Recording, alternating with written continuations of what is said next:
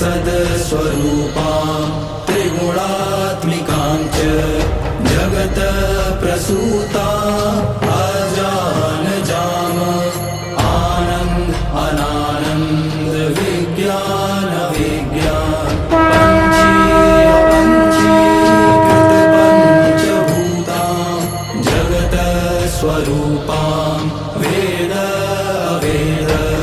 Vidya अविद्यारूपां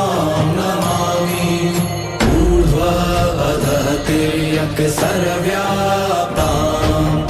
आदित्यवशूद्रगति स्वरूपां Brahma Prajapati